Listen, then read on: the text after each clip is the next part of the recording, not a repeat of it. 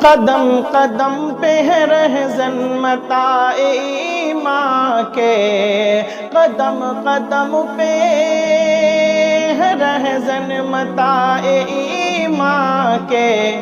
نحمده ونصلي على رسوله الكريم، أما بعد، قال الله تبارك وتعالى في القرآن المجيد: أعوذ بالله من الشيطان الرجيم، بسم الله الرحمن الرحيم. قد أفلح من زكاها وقد خاب من دساها، صدق الله العظيم. وقال النبي صلى الله عليه وسلم: لكل شيء سقالة وسقالة القلوب ذكر الله، أو كما قال عليه الصلاة والسلام. معزز حاضرین اکرام، وقت بہت کم رہ گیا اور آپ حضرات صبح سے بیان سنتے سنتے تھک چکے ہیں۔ میں اب آپ حضرات کا زیادہ وقت لینا نہیں چاہتا، مختصر بیان کر کے انشاءاللہ اذان ہوگی اور متصل جماعت ہوگی، پھر وہ نورانی ہم سبوں کے سامنے آئے گا جس میں ہم لوگوں کا حصہ لگے گا۔ اللہ تعالی ہم سبوں کے آنے کو، بیٹھنے کو، سننے کو قبول فرمائے اور اس کو مغفرت کا ذریعہ بنائے، اس سرزمین کو دین کی اشاعت کے لیے قبول فرمائے اور یہاں سے ہدایت کے چشمے جاری فرمائے تاکہ لوگ اللہ تعالیٰ کی رضا کے خاطر عمل کرنے والے اور سنت کے عاشق بن سکیں۔ دوستوں، بزرگوں، عزیزوں، جو آیت شریفہ میں نے پڑھی ہے، اس آیت شریفہ میں اللہ رب العزت ارشاد فرما رہے ہیں: وہ کامیاب ہو گیا جس نے اپنے نفس کو سنوار لیا، اپنے نفس کو پاکیزہ کر لیا، اور وہ نامراد خیر و خاسر رہا جس نے گناہوں میں دھسا دیا۔ آج حال ہم لوگوں کا یہ ہے کہ یہ افسوس کا مقام ہے کہ اگر نہیں مانتے ہیں تو اپنے پیر کی نہیں مانتے، اپنے استاذ کی نہیں مانتے، اپنے باپ کی نہیں مانتے اور اپنی ماں کی نہیں مانتے، مانتے ہیں تو نفس کی اور شیطان کی مانتے ہیں۔ اور یہ نفس انسان کا بہت بڑا دشمن ہے، جس کو سرور عالم صلی اللہ علیہ وسلم فرماتے ہیں کہ تمہارے دشمنوں میں سب سے بڑا دشمن تمہارا نفس ہے۔ نعادہ عدوک نفسک التی بین جنبیک، کما قال علیہ السلام۔ تمہارے دشمنوں میں سب سے بڑا دشمن تمہارا نفس ہے، تمہارے پہلو میں۔ ہمارے ایک بہت بڑے بزرگ وہ فرماتے ہیں کہ میں اگر ڈرتا ہوں تو اللہ سے ڈرتا ہوں، اور مخلوق میں اگر کچھ ڈر ہے تو اسی نفس سے میں ڈرتا ہوں۔ یہ نفس انسان کا بہت بڑا دشمن ہے۔ سرور عالم صلی اللہ علیہ وسلم بخشے بخشائے ہوئے آپ صلی اللہ علیہ وسلم کی شان میں سورہ فتح نازل ہو گئی، اس کے باوجود آپ صلی اللہ علیہ وسلم اپنی امت کو دعاؤں کے ذریعے سے کیسی تعلیم دے رہے ہیں۔ آج ہم لوگ غفلتیں پڑے ہوئے ہیں، ان دعاؤں کا اہتمام نہیں کرتے تو پھر کیسے نفس کے شر و فتنے سے ہم بچیں گے؟ یہ ہمارے اکابر اور یا اللہ جو نفس کے شر و فتنے سے بچتے ہیں، شیطان کے مکر و فریب سے بچتے ہیں، ایسے وقت میں دنیا سوئی رہتی ہے، اس وقت آوازاری کرتے ہیں، گرم گرم آنسو بہا کر اپنے رب سے فریاد کرتے ہیں اور اپنے سرور عالم صلی اللہ علیہ وسلم کی دعاؤں کا خوب اہتمام کرتے ہیں کہ آپ صلی اللہ علیہ وسلم نے اپنی دعاؤں کے ذریعے سے امت کو کتنی زبردست تعلیم دی ہے۔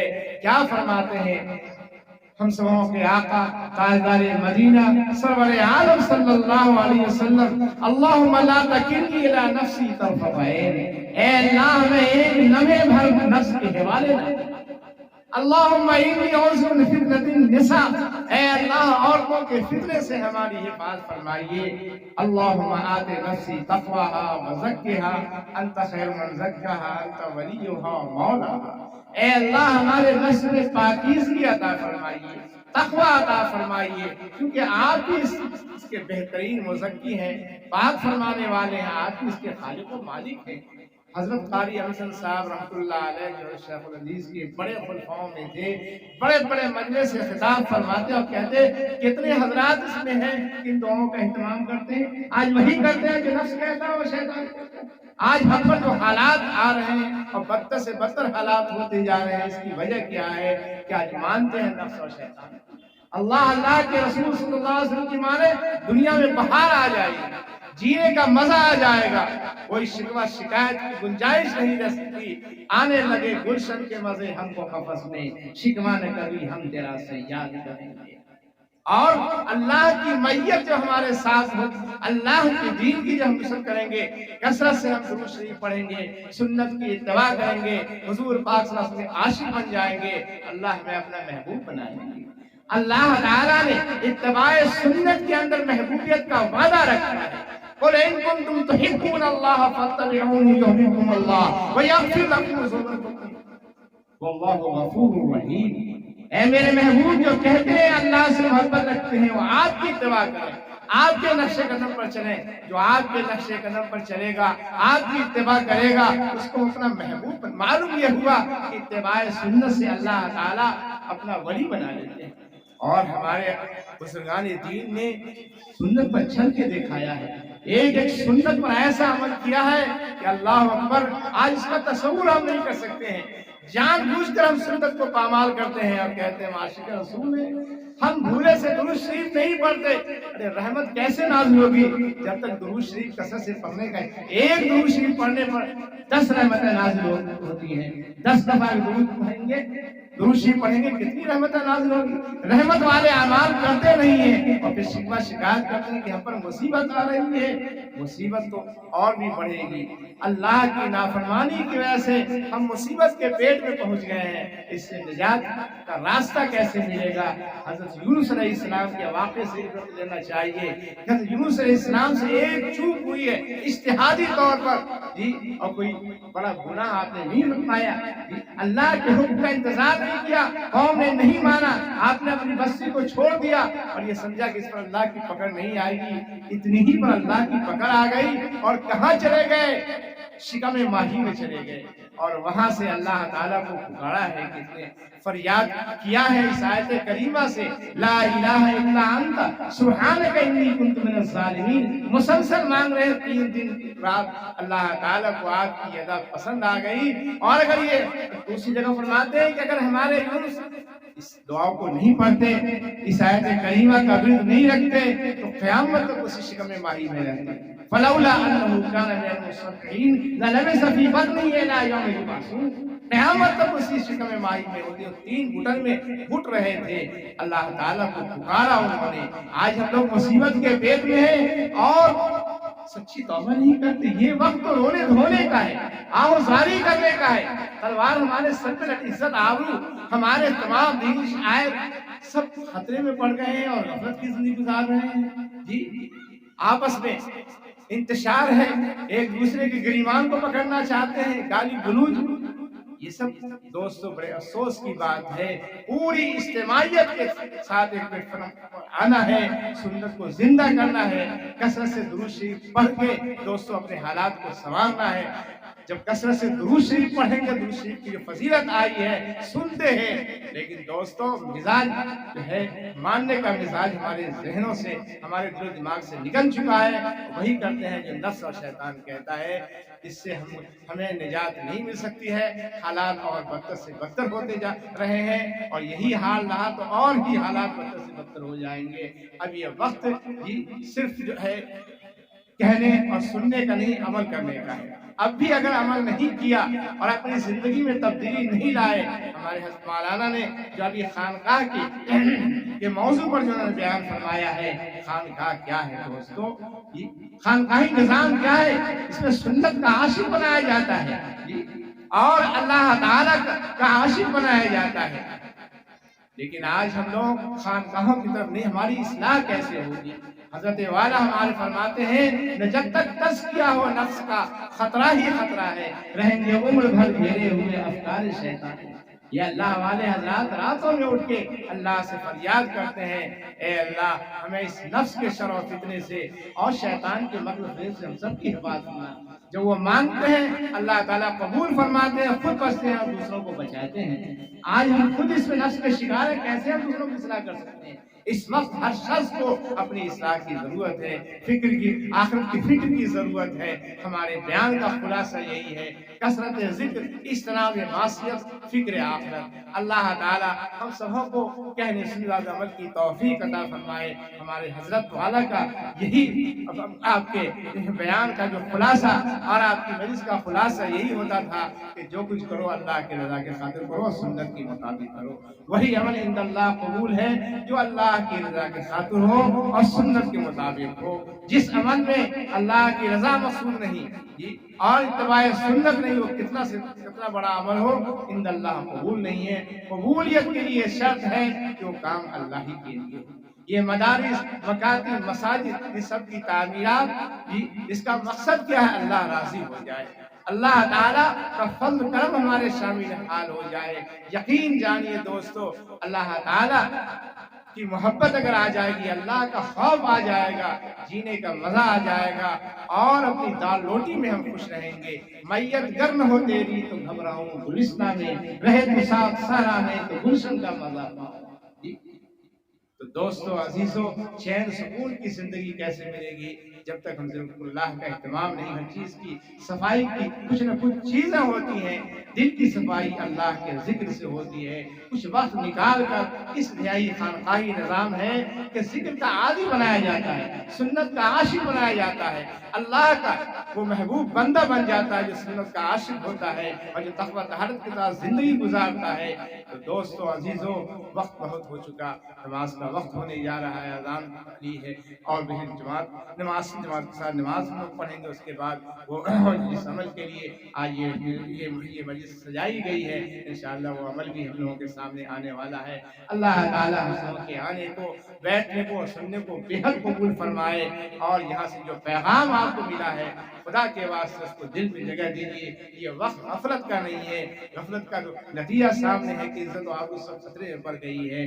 یہی اگر حال رہا تو دوستو ہم لوگ کیا کر ہوگا کچھ کہا نہیں جا سکتا ہے۔ تو حضرت یونس علیہ السلام نے جو اپنے عمل سے بتایا ہے کہ ہم نے جب فریاد کیا ہے اور یہ صدا لگائی ہے تو اللہ تعالیٰ نے ہمیں نجات شکم ماہی سے، سمندر کے اندھیرے سے، اور رات کو وہ خوفناک اندھیرا، ان سب سے اللہ تعالیٰ نے اسی آیت کریمہ کی برکت سے مجھے نجات فرمائی۔ اللہ تعالیٰ خود فرما رہے ہیں کہ جب یونس نے پکارا فاستجبنا له ونجيناه من الغم وكذلك ننجي المؤمنين، اسی طرح سے ہم مومنوں کو نجات دیں گے کہ اپنے کیے پر ندامت کے آنسو بہائیں اور آیت کریمہ کا ورد رکھے۔ دو آنسو اللہ تعالیٰ کو بڑے پسند ہیں، ایک وہ آنسو جو اللہ کے خوف سے نکلے، دوسرا وہ آنسو جو اللہ کی محبت میں نکلے۔ حضرت والا فرماتے ہیں جو خوف خدا سے روتا ہے اور اللہ سے پناہ چاہتا ہے نفس کے شر و فتنے سے اور شیطان کے مکر و فریب سے، اللہ انہیں اپنی آغوش محبت میں دیتے ہیں۔ روتا ہے جو بھی اپنے گناہوں کو سوچ کر رحمت تلاش کرتی ہے اس اشک بار کو، اللہ کی رحمت ایسوں کو تلاش کرتی ہے۔ ہم دو قطرے آنسو بہا کے تو دیکھیں، سنت پر چل کے تو دیکھیں، درود شریف پڑھ کے تو دیکھیں۔ ہمارے اکابر نے کر کے دکھایا ہے۔ ایک بزرگ، ان کی صرف تکبیر اولا فوت ہو گئی، لگا کہ مصیبت کا پہاڑ گر گیا۔ آج ہم لوگ کتنی سنتوں کو پامال کر رہے ہیں، جان بوجھ کر سنت کو پامال کر رہے ہیں۔ ہمارے بزرگوں سے اگر کوئی سنت چھوٹ جاتی ہے، کوئی مستحب، تو لگتا ہے کہ نیند اڑ گئی، بے چین ہو جاتے ہیں جب تک سنت کو عمل نہیں کر لیتے۔ ایسے ایسے اللہ والے دنیا میں آ کے اور یہ پیغام دے کے گئے ہیں کہ سنت کے عاشق بنو۔ مجدد رحمۃ اللہ علیہ پر بے ہوشی کا عالم ہے، اور ہر اچھا کام ہمارے اکابر جو ہیں، یہ خانقاہ نظام کیا ہے، حضرت شاہ ہردوئی اپنے تمام متفسرین کو یہ 3 سنت یاد کروایا کرتے تھے کہ دیکھو ان سنت پر عمل کرو گے تو تجربہ ہے کہ انشاءاللہ اور سنت پر چلنا آسان ہو جائے گا۔ اللہ تعالیٰ ولایت کا تاج رکھ دیں گے۔ اتباع سنت پر محبوبیت کا وعدہ ہے کہ ہر کام کو، جو اچھا کام ہو اس کو دائیں جانب سے شروع کرو، ہر گھٹیا کام کو بائیں جانب سے شروع کرو۔ تو دوستو جب مسجد ہم جائیں تو دائیں قدم سے جائیں، نکلیں تو بائیں، یہ استحضار ہو کہ آقا صلی اللہ علیہ وسلم کی سنت ہے، کوئی سنت پر چل کے بہت بڑے بزرگ فرماتے ہیں یہ اتنی بڑی کرامت ہے کہ ہواؤں پہ اڑنا اور پانی پہ چلنا اس کے لیے کچھ نہیں، اس کے مقابلے میں جو سنت سمجھ کے سنت کو زندہ کرتا ہے۔ تو بہر کے بڑے سخت حالات ہیں، وقت نہیں ہے، میں یہ کہنا چاہوں گا کہ خدا کے واسطے اب انسوئی نہ کیجیے، ہمارے اکابر نے علماء نے جو پیغام دیا ہے اس کو دل میں جگہ دیجیے، اور حضرت والا کی جو ہے نصیحت اور مجلس کا جو ہے یہی خلاصہ ہوا کرتا تھا کہ جو کچھ کرو اللہ کے رضا کے خاطر کرو، اخلاص کے ساتھ کرو، اگر اس عمل میں اخلاص نہیں تو وہی عمل جہنم میں پہنچا دے گا اگر اخلاص نہیں ہے۔ عمل کی روح ہے اخلاص، جب تک یہ نہ حاصل ہو نہیں آئے گی ایمان و عمل میں تیرے تاب آئے، چلک کیسے پیدا ہوگی؟ اور یہ اخلاص کی دولت حضرت نے فرمایا کہ خانقاہ کو لوگوں نے سمجھا ہی نہیں ہے یہاں سے کیسی دولت ملتی ہے۔